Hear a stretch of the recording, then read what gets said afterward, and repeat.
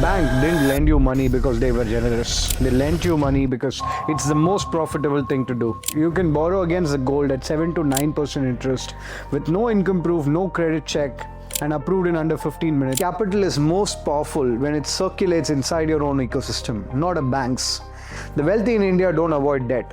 They're careful about who they borrow from. In the last 20 years, you've probably paid somewhere between 15 to 60 lakhs in interest to banks and NBFCs. Home loan interest, car loan interest, personal loan interest, credit card interest. The number represents single largest preventable wealth leak of your financial life. And most of it was preventable because you had assets you could have borrowed against at a fraction of a cost without giving a single rupee to a stranger. The bank didn't lend you money because they were generous. They lent you money because it's the most profitable thing to do. The question is, when did you last lend to yourself?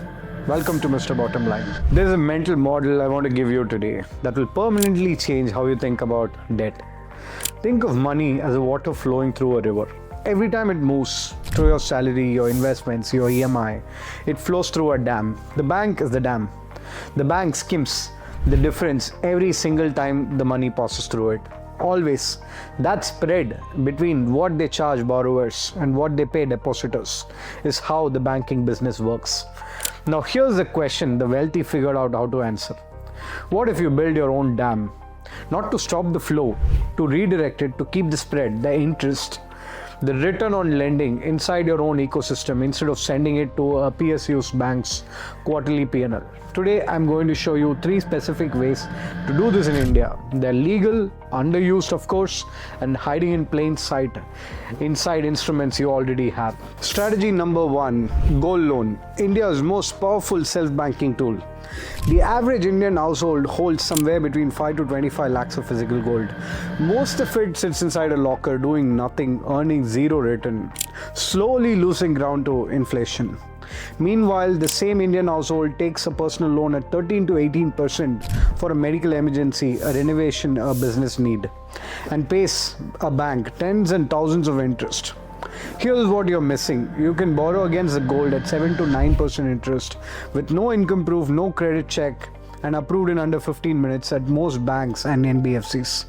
The gold stays in their custody, you get the cash, and the moment you repay, the gold is going to come back. This is a gold loan, and it is one of the most underused credit instruments in India for this income bracket watching this video. Now take it one step further. If you hold sovereign gold bonds instead of physical gold, which you should, for any gold you bought as an investment and not as a jewelry, you can borrow against SGBs at even better rates while they continue paying 2.5% annual interest on the face value. The SGB earns interest while it serves as a collateral.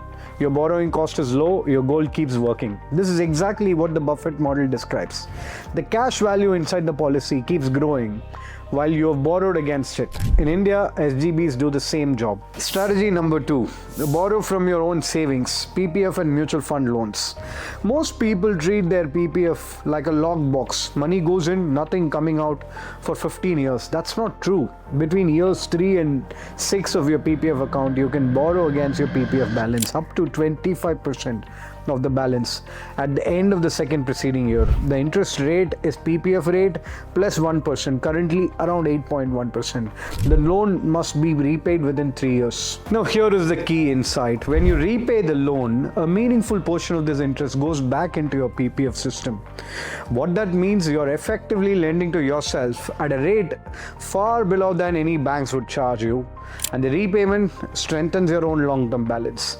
For someone who needs 3 to 5 lakhs for a short-term need, a medical emergency, a bridge between salaries, a business payment, this is infinitely better than a personal loan at 18%. Now, for those of you with the mutual fund portfolio, and this is the most powerful one, you can pledge your mutual fund units as collateral and get a loan against them without redeeming a single unit. This is called loan against mutual fund. HDFC, ICICI, Bajaj Finance and several other lenders offer this. Rates typically range from 9 to 12%. You can borrow up to 50 to 80% of your portfolio value depending on the fund type. Your portfolio keeps running SIPs, keeps receiving dividends, keeps growing while you have cash in hand for borrowing against it. Now contrast this with the alternative. You needed 10 lakhs, so you redeemed your ELSs, triggering long-term capital gains tax, losing your SIP momentum, exiting the market at possibly the worst time. All of that was avoidable. Strategy number 3, loan against property, the forgotten credit line.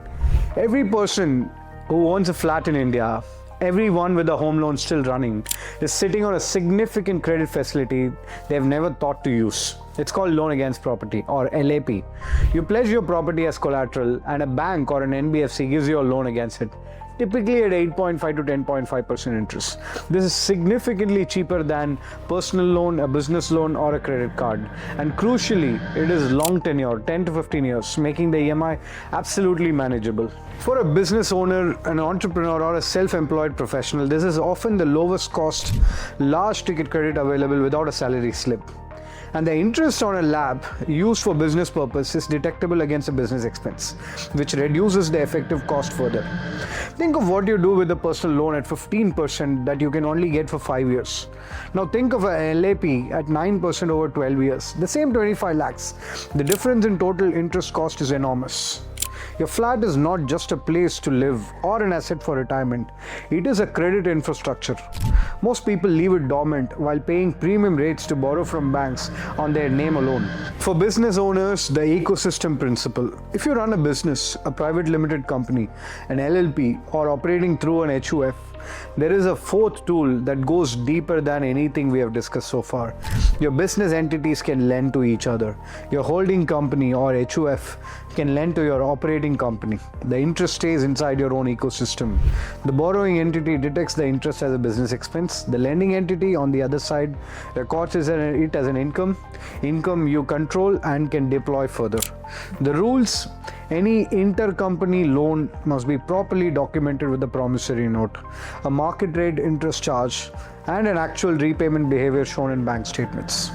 This rate should be at or above what the market would charge for similar credit, typically 10 to 14%. This keeps it clean with the income tax authorities. Now, what this accomplishes: the interest income that would otherwise go to a bank's profit stays with you. The borrowing entity gets capital at fair rates, risk stays compartmentalized in the operating company, and the money never leaves your financial universe. Now, this is sophisticated, it requires a good CA and proper documentation, I agree, but those of you who are building businesses alongside salaried careers, this is how serious entrepreneurs structure their capital flow over time. So the principle underneath all of this, all 4 of these strategies, gold loans, PPF loans, LAMF, LAP, express the same underlying logic.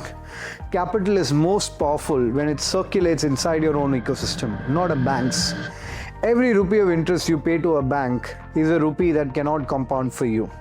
Every time you borrow from an external institution, when you could have borrowed against something you already own, you are giving away a spread that should belong to your future. The wealthy in India don't avoid debt. They are careful about who they borrow from. When they need capital, the question is not which bank, it's what do I already have that I can borrow against. Gold, PPF, mutual funds, property, and for business owners, their entities themselves. You now have 4 answers to that question. Now, one warning before we close, because these are tools that are real and can be misused. Gold loans and LAPs use physical assets as collaterals. If you cannot repay, these assets are at risk. Loan against mutual fund has concentrated risk. If the market drops significantly, the lender may trigger a margin call on your pledged units. PPF loans have shorter repayment windows. Know the terms of every instrument before you use it. These are not shortcuts, they are tools.